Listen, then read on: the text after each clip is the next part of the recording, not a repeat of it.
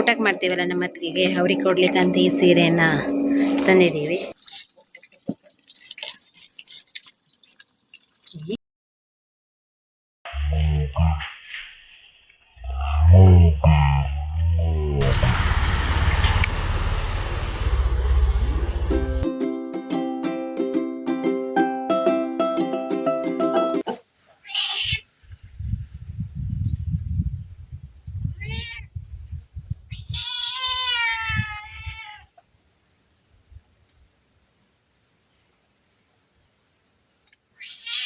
ಏನು ಮಗ ಹಿಂಗೆ ಬೇಕಾ? ಹಿಡಿ ಹಿಡಿ ಹಿಡಿ ಇಲ್ಲಿ ಬಕೆಟ್ ಇಲ್ಲ.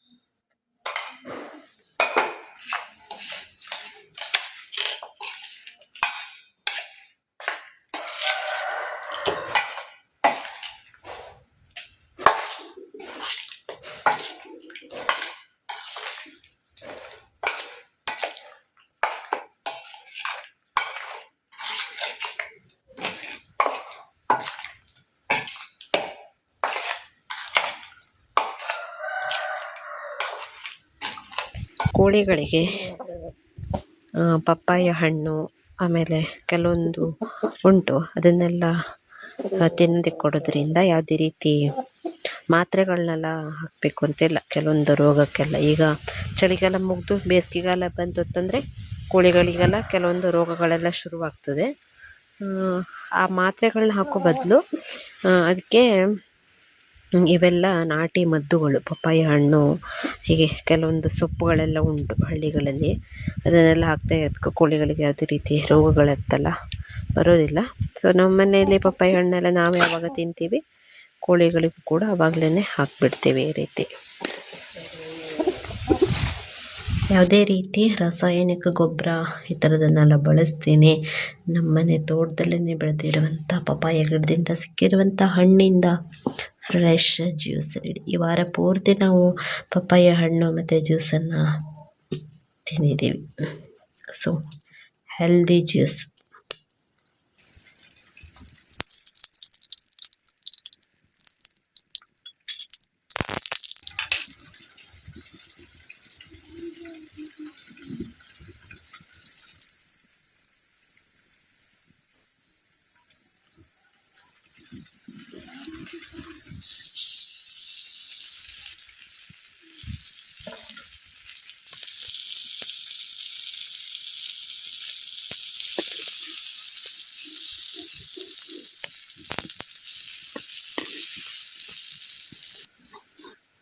ಕೈತೋಟ ಬೆಳೆಸುವಂಥ ವಿಚಾರದಲ್ಲಿ ನನ್ನ ಆಸಕ್ತಿ ಯಾವತ್ತೂ ಕೂಡ ಕಡಿಮೆ ಆಗೋದಿಲ್ಲ, ದಿನದಿಂದ ದಿನಕ್ಕೆ ಹೆಚ್ಚಾಗ್ತಾ ಇರ್ತದೆ. ಇವತ್ತು ನೋಡಿ ಒಂದು ಟೊಮೆಟೊ ತಗೊಂಡಿದ್ದೀನಿ. ಇದು ನಮ್ಮ ಮನೆಯಲ್ಲಿ ಸಂತೆಯಿಂದ ತಂದಿದ್ದು ಅಡುಗೆ ಮಾಡೋದಕ್ಕೆ ಅಂತ. ಇದರಿಂದ ನಾನು ಬೇಸಿಗೆಗಾಲದಲ್ಲಿ ಟೊಮೆಟೊವನ್ನು ಬೆಳಿತೀನಿ. ಮತ್ತು ಇದಕ್ಕಾಗೇ ಹೆಚ್ಚಿನ ಹಣ ಕೊಟ್ಟು ಬೀಜ ತರುವಂಥ ಕೆಲಸವನ್ನು ಮಾಡೋದಿಲ್ಲ.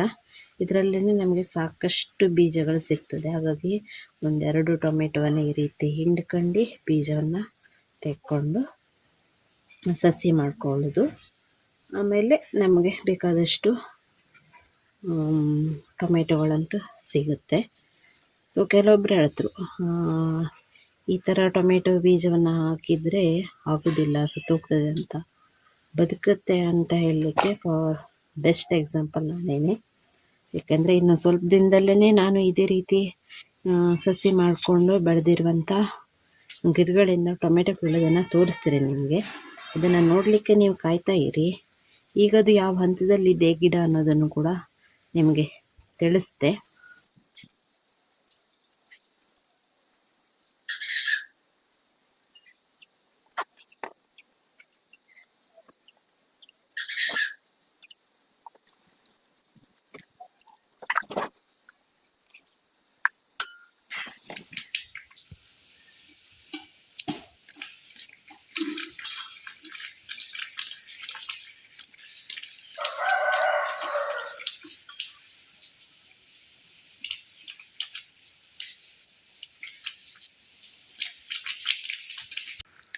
ಹಾಯ್ ಎಲ್ರಿಗೂ, ವಿಡಿಯೋ ಅಪ್ಲೋಡ್ ಮಾಡ್ತೇನೆ 4 ದಿನ ಆಯಿತು. ಕೆಲವೊಂದು ದಿನ ಈಗ ಆಗ್ತದೆ, ಕೆಲಸಗಳು ಇರ್ತವೆ ನೋಡಿ. ವಿಡಿಯೋ ಮಾಡ್ತಾ ಇದ್ರೆ ಕೆಲಸಗಳು ಲೇಟ್ ಆಗ್ತಾ ಇರ್ತದೆ, ಹಾಗಾಗಿ ಕೆಲವೊಂದು ದಿನ ಈ ಥರ ಆಗ್ತದೆ. ಇವತ್ತು ಮೊನ್ನೆ ಒಂದು ಸ್ವಲ್ಪ ಮಾಡ್ಕೊಂಡಿರುವಂಥ ಬ್ಲಾಗ್ನೇ ಕಂಟಿನ್ಯೂ ಮಾಡ್ತಾ ಇದ್ದೀನಿ. ಇವತ್ತು ಯಾವ ವಾರ ಅಂತಂದರೆ ಮಂಗಳವಾರ. ನಮ್ಮ ರಾಘಣ್ಣ ಇದ್ದಾರಲ್ಲ, ರಾಘಣ್ಣನ ಹೆಂಡತಿ 2ನೇ ಬಾರಿ ಪ್ರೆಗ್ನೆಂಟ್ ಆಗಿದ್ದಾರೆ. ಹಾಗೆಯೇ ಅವರಿಗೆ ಈಗ ಜನವರಿ ಫಸ್ಟು ಅಥವಾ ಒಂದು 15ರ ಒಳಗಡೆಗೆ ಡೇಟ್ ಕೊಟ್ಟಿದ್ದಾರೆ ಆಯಿತಾ. ಸೊ ನಮ್ಮನೇಲಿ ಊಟ ಮಾಡ್ತಾ ಇದ್ದೀವಿ ಇವತ್ತಿನ ದಿನ. ಹಾಗೆಯೇ ಚಿಕನ್ ವೆರೈಟೀಸ್ ಎಲ್ಲ ಇರುತ್ತೆ, ಎಲ್ಲ ಅಡುಗೆಯಲ್ಲಿ ಹಾಕ್ತಾ ಬಂತು. ಇನ್ನು ಸಮಯ ಈಗ ಒಂದು 12:30 1 ಗಂಟೆ ಈಗ ಆಯ್ತಲ್ಲ. ಬೆಳಗಿಂದೆಲ್ಲ ತಯಾರಿಗೇನೆ ಆಯಿತು, ಹಾಗಾಗಿ ವ್ಲಾಗ್ನ ಸ್ವಲ್ಪ ಲೇಟಾಗಿಯೇ ಶುರು ಮಾಡಿಕೊಂಡೆ ಇವತ್ತು. ಫಸ್ಟ್ ಮೊದಲೇ ಮಗಳು ಹಿತ ಅಲ್ಲ, ಈಗ 2ನೇ ಬಾರಿ ಯಾವುದಾಗ್ತದೆ ಗೊತ್ತಿಲ್ಲ. ಅವರೆಲ್ಲ ನಿರೀಕ್ಷೆ ಮಗನಿಗೋಸ್ಕರ ಉಂಟು, ನೋಡೋಣ ಯಾವುದಾಗ್ತದೆ ಅಂತ ನಾನು ತಿಳಿಸ್ತೇನೆ. ಹಾಗೆಯೇ ಹಿತನ ಸುದ್ದಿ ಎಲ್ಲ ಕೇಳ್ತಾ ಇದ್ರು ಒಂದು ಸ್ವಲ್ಪ ದಿನದ ಹಿಂದೆ. ನಾನು ಅದಕ್ಕೆ ಯಾವುದೂ ರಿಯಾಕ್ಟ್ ಮಾಡಿರಲಿಲ್ಲ, ಯಾಕೆಂದರೆ ಅವರೆಲ್ಲರೂ ಕೂಡ ಚೆನ್ನಾಗಿದೆ. ಮತ್ತು ಶಾಲೆಗೆಲ್ಲ ಹೋಗ್ತಾ ಇರ್ತಾರೆ ನೋಡಿ, ಹಾಗಾಗಿ ವಿಡಿಯೋದಲ್ಲೆಲ್ಲ ತೋರಿಸ್ಕೊಳ್ತಾ ಇರ್ಲಿಕ್ಕೆ ಆಗೋದಿಲ್ಲ. ಅದು ಬೇರೆ ನನಗೂ ಕೂಡ ಕೆಲಸ ಇರುತ್ತದೆ. ಸೊ ಹೀಗೆ ಇವತ್ತಿನ ದಿನ ಹೇಗಿರುತ್ತೆ ಅಂತ ತೋರಿಸ್ತೀನಿ ಆದಷ್ಟು. ಹಾಗೆ ಬನ್ನಿ ಆಯಿತಾ, ಕೊನೆವರೆಗೂ ನೋಡಿ, ಸ್ಕಿಪ್ ಮಾಡ್ದಂಗೆ. ಹಾಗೆ ಹೊತ್ತಿಗೆ ಬಂದು ಊಟ ಮಾಡಿ ಎಲ್ಲ ಹೋಗ್ತರು ಅಷ್ಟೇ. ಅರ್ಶಿನ ಕುಂಕುಮ ಕೊಟ್ಟು ಏನಾದರೂ ಉಡುಗೊರೆ ಕೊಟ್ಟು ಊಟಕ್ಕೆ ಬಡಿಸಿ ಕಳಿಸೋದು ಅಷ್ಟೇ. ಊಟಕ್ಕೆ ಮಾಡ್ತೀವಲ್ಲ ನಮ್ಮ ಅತ್ತಿಗೆಗೆ, ಅವ್ರಿಗೆ ಕೊಡ್ಲಿಕ್ಕೆ ಅಂತ ಈ ಸೀರೆಯನ್ನು ತಂದಿದ್ದೀವಿ. ಇದು ಅಣ್ಣ ತಂದಿದ್ದೀವಿ ಆಯಿತಾ, ಹೇಗಿದೆ ಅಂತ ನೋಡಿ. ಬ್ಯಾಕ್ ಕ್ಯಾಮ್ರಾದಲ್ಲಿ ತೋರಿಸ್ತೀನಿ ನಿಮಗೆ. ಕವರೇಜ್ ಚೆನ್ನಾಗಿದೆ ಈ ಥರದ್ದು ನೋಡಿ. ಸೀರೆ ಹೇಗಿದೆ ಗೊತ್ತಾ, ಈ ಥರ ಪಿಂಕ್ ಕಲರು ಮತ್ತು ಬ್ಲೂ ಕಲರು ಬಾರ್ಡ್ ಈ ಥರ ಉಂಟು ನೋಡಿ. ಉಟ್ಕೊಂಡಾಗ ಚೆನ್ನಾಗಿ ಕಾಣಿಸ್ತದೆ. ಇದು ಬ್ಲೂ ಕಲರೇ ಇದು ಪಲ್ಲು, ಆಮೇಲೆ ಬ್ಲೂ ಕಲರು ಏನು ಹೇಳಿ ಬ್ಲೌಸ್ ಬಂದಿರೋದ್ರಿಂದ ಚೆನ್ನಾಗಿ ಕಾಣಿಸುತ್ತೆ ನೋಡಿ. ಇದು ಸೀರೆ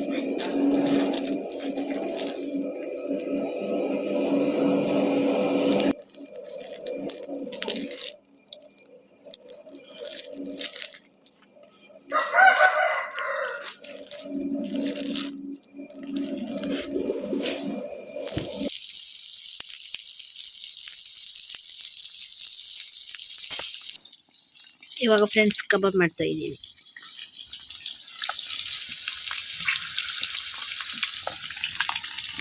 ಅಡುಗೆ ಎಲ್ಲ ಆಗಿದೆ, ಕಬಾಬ್ ಬೇಯಿಸ್ತಾ ಇದ್ದೀನಿ.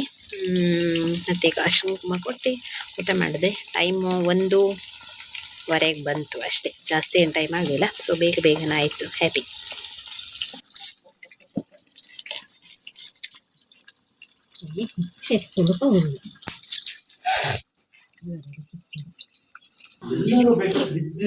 ಸೀರೆ ಅಂತ ಕುಟ್ಕ ಬರಲಿಲ್ಲ ಕೇಳ್ತಾರೆ, ಅದಕ್ಕೆ ನೀನೇ ಹೇಳ್ಬೇಕು.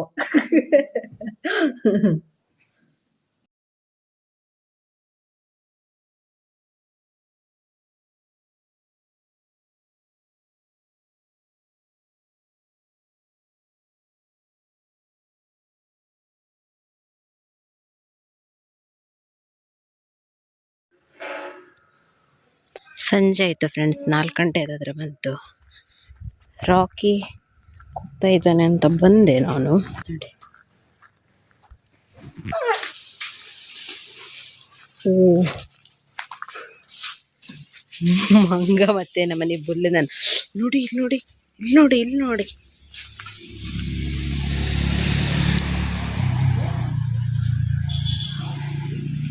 ಎಂತ ಮಂಗ ಎಂತ ಕಾಟ.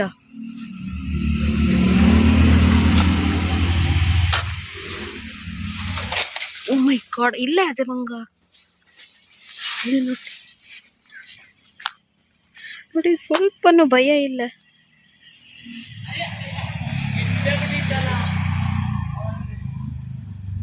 ಎಂತ ಮಂಗನ ಕಾಟ ಅಂತಂದ್ರೆ ಒಂದು ಬಾಳೆಕೊನೆ ಇಡುದಿಲ್ಲ ನೋಡಿ. ಈ ತರ ಎಷ್ಟು ರಾಜಾರೋಷ ಆಯ್ತಾ, ಸ್ವಲ್ಪನೂ ಭಯ ಅನ್ನೋದೇ ಇಲ್ಲ. ಹಂಗಾಗಿ ಮನೆ ಹತ್ರ ಎಲ್ಲ ಚೀಲ ಹಾಕಿದ್ನಲ್ಲ ಬಾಳೆಕೊನೆಗೆ. ಈಗ ತೋಟದಲ್ಲಂತೂ ಎಲ್ಲೋ ಅಂದ್ರೆ ಬಾಳೆಕೊನೆ ಎಲ್ಲ ರಾಶಿ ಇದೆ, ಆದ್ರೆ ಚೀಲ ಹಾಕ್ಲಿಲ್ಲ. ಸೊ ಮನೆ ಹತ್ರ ಅಲ್ಲಿ ಇಲ್ಲ ಅಂತೇಳಿ ಎಲ್ಲ ಸೀದಾ ತೋಟಕ್ಕೆ ಬಂದ್ಕ ತಿಂತಾ ಇದೆ. ನನಗೂ ಕೂಡ ಏನೇ ಹೇಳಿ ಇನ್ನೊಬ್ಬರ ಹಸಿವನ್ನು ಅರ್ಥ ಮಾಡ್ಕೊಳ್ಳುವಂಥ ಮನಸ್ಥಿತಿ ಇದೆ. ಸೊ ಅದಕ್ಕೆ ಅಂತ ನಾನು ಸ್ವಲ್ಪ ಕೊನೆಯೆಲ್ಲ ಬಿಟ್ಟು ಬಾಕಿದಕ್ಕೆಲ್ಲನೂ ಚೀಲ ಹಾಕುವಂತ ಇದ್ದೀರಿ. ಆದರೆ ನನಗೆ ಪುರ್ಸೊತ್ತಿಲ್ಲಾಗಿತ್ತು, ಹಾಗಾಗಿ ತೋಟದಲ್ಲೆಲ್ಲ ಆಗಿದೆ. ತೋಟದಲ್ಲಂತೂ ನಾನೊಂದು ಹಿಂಗೆ ಚೆನ್ನಾಗಿರುವಂಥ ಕೊನೆ ನೋಡಿದ್ದು ಒಂದು 30ರಷ್ಟು ಉಂಟು. ಅದಕ್ಕೂ ಕೂಡ ಜಾಸ್ತಿ ಇದೆ. ಸೊ ಅದಕ್ಕೂ ಕೂಡ ಪಾಪಲ್ಲ, ಅವು ಕೂಡ ಹೊಟ್ಟೆಪಾಡಿಗೋಸ್ಕರ ಬರೋದು ನೋಡಿ. ಹಾಗಾಗಿ ಅವರಿಗೂ ಸ್ವಲ್ಪ ಕೊನೆ ಬಿಟ್ಟು ಬಾಕಿದಕ್ಕೆಲ್ಲ ಚೀಲ ಹಾಕುವ ಅಂತ ಇದ್ದೀನಿ. ನೋಡಿದ್ರಲ್ಲ ಮಂಗನ ಕಾಟ ತುಂಬ. ಸೊ ಹೀಗೆ ಫ್ರೆಂಡ್ಸ್.